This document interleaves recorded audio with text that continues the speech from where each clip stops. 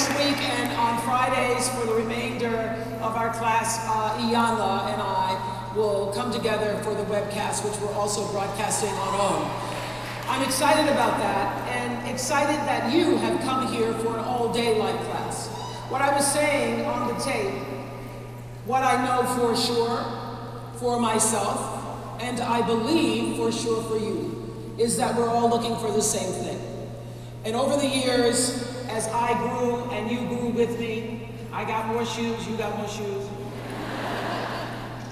I learned that it wasn't all about the shoes. No matter how many pairs you get. It's not about your square footage, not about how many bedrooms you have, what kind of car you drive. It really is ultimately about how you choose to use your life in service. First to yourself, and then to others. And my consistent prayer is, God, how can you use me? How can I be used? And everybody here is pursuing different areas, different careers, different aspects in your relationship, in your lives, as you open your heart to the space of trying to be better.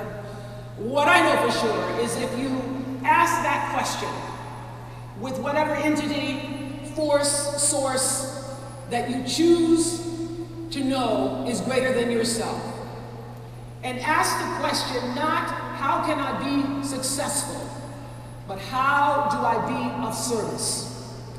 And regardless of what your profession, you're working in a flower shop, a beauty shop, a mechanic shop, you're a doctor, lawyer, teacher, mother, scientist, physicist, plumber, architect, if the paradigm is how do I use what I have been given, my talents, how do I use what I know, how do I use that which I am in service, your meaning and purpose in life comes to the forefront of your being. Because your purpose is really the thread that connects all the dots and experiences of your life.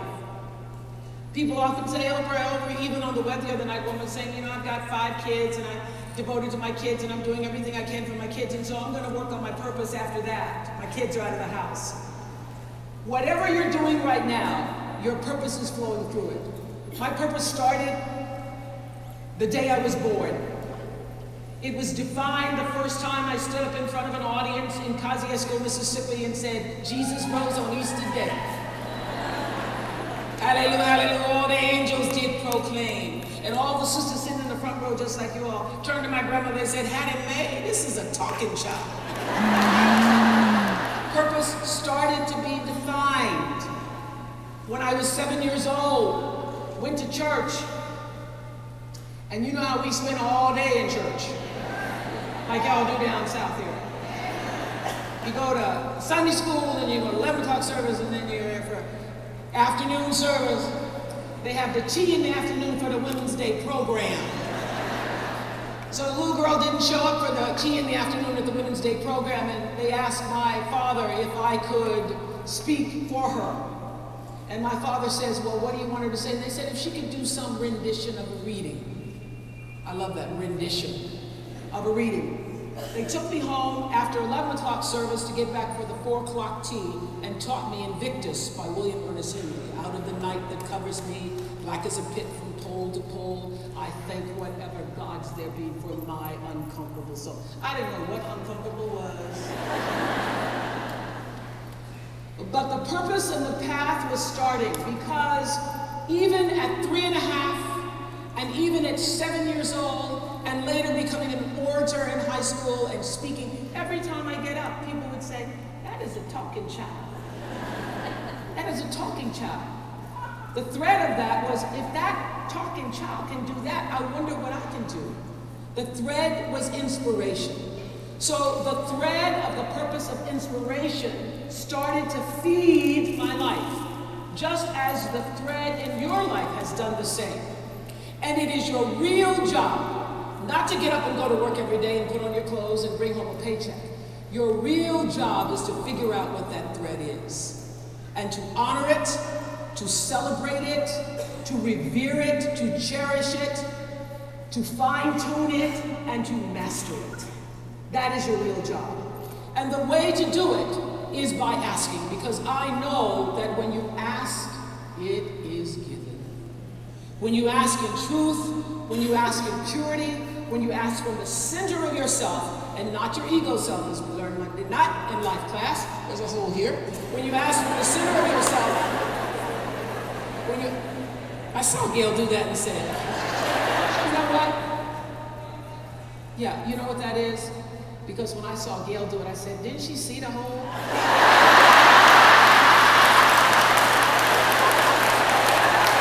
I was backstage, and that was less than 20 minutes ago. Now it's come back to me. Don't slap me in the face because I went, when she did that, I went, well, didn't you see the hole? Okay, I got it. That's another law that I live by. What you put out comes back.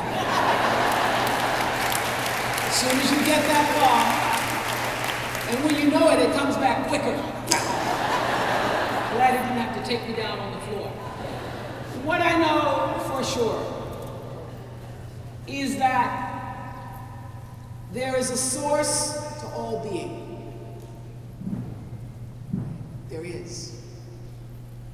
This stuff that's happening in the world, the clouds and the sky and the sun and the rain, the mountains, the oceans, the sea, the birds, the caterpillars, the butterflies, you, all come from a source. Down south we can call it what it is. We can call it what it is down here. People don't get upset with the G word.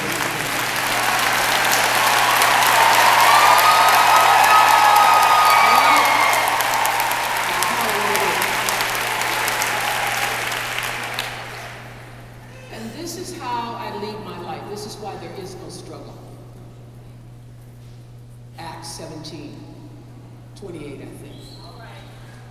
In God, I live and move and have my being.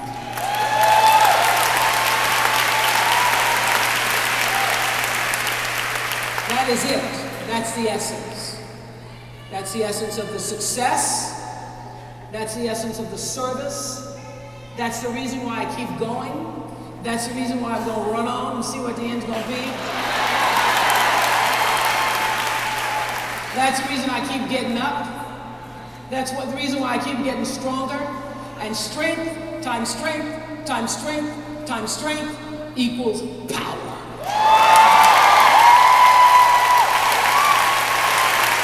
Strength times strength times strength times strength. Everything that doesn't take you out makes you stronger. And every day, when you get stronger and stronger and stronger, strong women keep coming on, keep coming on, keep coming on strong, keep coming on stronger. And strength times strength times strength equals power.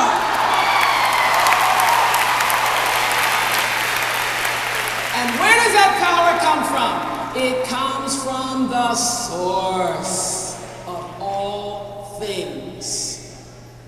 When you get down, when you think you're not going to make it to the end of the week, when you think there is no way out, when you think there's nowhere to turn, know this: in God I live and move and have my being.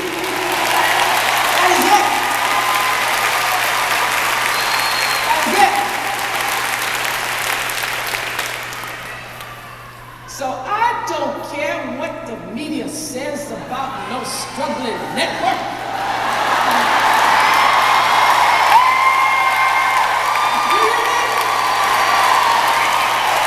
I know who I am.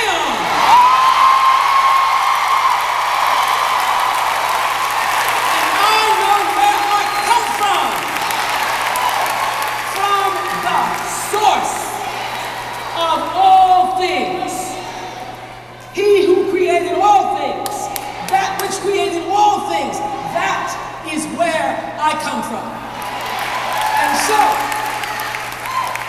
there will be challenges, there will be difficulties, there will be people telling you you can't. Know who you are. You have to stand in the truth of who you are. And that knowingness disrupts everybody else's stuff. Really, it is a knowingness. It is a knowingness. It isn't a going to, and I grew up in the church, so I know what it's like to go and stay all day there, and then go home and everybody worry about how they're gonna make it. I go, well, what do we just do all that for? What was that all about? That we stayed there all day, we went to the altar for the prayer and prayed, and I asked God who knows all things and does all things, and now I'm gonna go home and worry about it? Oh no. So, what I know for sure is that the knowing of who you are and where you come from is the truly knowing is the difference between those who do this and those who stay here. The difference is knowing. You know, when I was growing up, my grandmother started teaching me about the Bible. And I, in the beginning, took it literally. So when people would ask me, because I didn't know my father until I was much older, and they would say, well, who's your daddy? I said, Jesus. Jesus, he's my daddy. And I remember in the first grade, some kids were going to beat me up and say, this girl wasn't going to talk about Jesus, her daddy. And they all met me after school, a little gang of them, and I started preaching.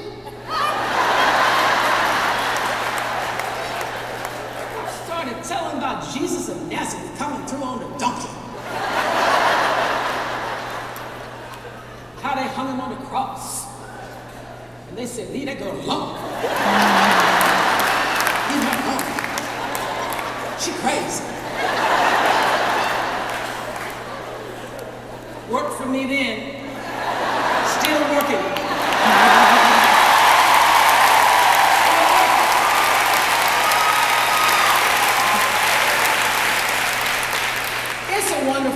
You know, for 25 years, I had the opportunity to meet so many people from every aspect of life. It was the greatest education, and that's why doing life class for me is such a gift. I get to take those lessons, and I get to share them, and we get to hone them down and refine them in such a way that allows people to see exactly what I wanted them to benefit from every show. And in doing so, having that 25-year platform to connect with all of you and to be a part of your lives in a way, and many times, obviously, I didn't even know was happening. I don't know you by name, but I do know you by spirit. And I do know that in spirit, we are all the same. And that's why, regardless of how much I've been able to achieve financially and materially, I know that in spirit, those Louboutins don't mean a thing. They're hard to walk in. In spirit, I know that there's a deeper connection that we all share. We do. And I know that every single one of us is meant to have our own platform, and that your life is yours. Mine is television, now a network. Got a lot of challenges ahead. It's a learning curve, but it's wonderful. You know why? Because I was so comfortable sitting there on Oprah show every day being queen. I was just so comfortable. I was so comfortable not taking any risks. It's wonderful. And then I recognized, if I am going to continue to grow, if I'm going to be everything that I was truly meant to be, and not settle in the comfortable realm of accepting that now I'm done. If I want to keep on growing and keep on moving, I got to step out of this. I got to step out of this. I got to let that go. And I can no longer be defined by everything I did. I got to start right now. From everything that I bring to the table right now in this space and time. Because that's what life is about. It's about opening you up and continuing to grow. And wherever you are in your relationships, wherever you are, if you're not growing, you've really stopped living. Because living is about growth. It's about growth. And it's about the wave, you know, it's about the wave. You will have difficult times and then you will ride the wave of that because you know who you are. You don't get scared. You don't get scared. You are the wave in the ocean. God, you got all that stuff in you. You're not scared because that's where you come from. Who do you think you are? When people say that, who do you think you are? I love taking a moment. I love this. I was walking in the park with my dogs. This was a couple of years ago, and on the weekend, just to keep my hair, because now it's falling in here, humidity. I braid it sometimes, and I do everything. Sometimes you see me, I got a weave on, sometimes I got a wig on, sometimes I got, yeah. And that's all right with me.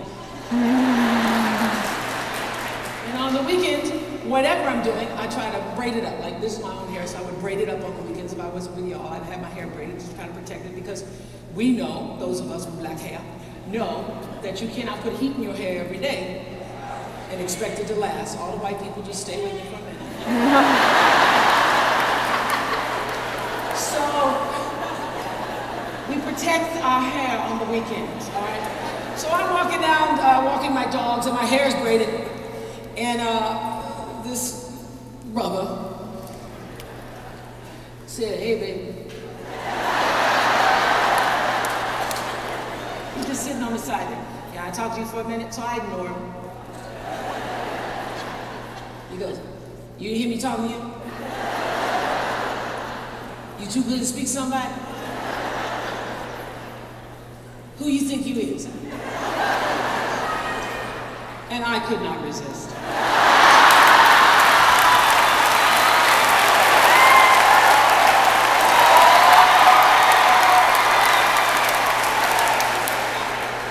I took that braid and I went, Oprah Winfrey.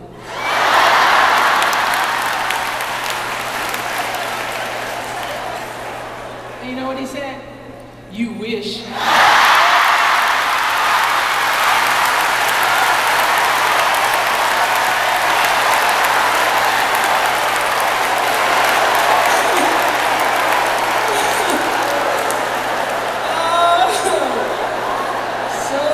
True. It came right back at me. Okay, so the real reason I wanted to be here is to be able to connect with you all and to hear what you had to say. So I understand that they took some questions from people earlier. And where's Cheryl Coleman? Cheryl? Okay, Cheryl. Your question is? My question is, first and foremost,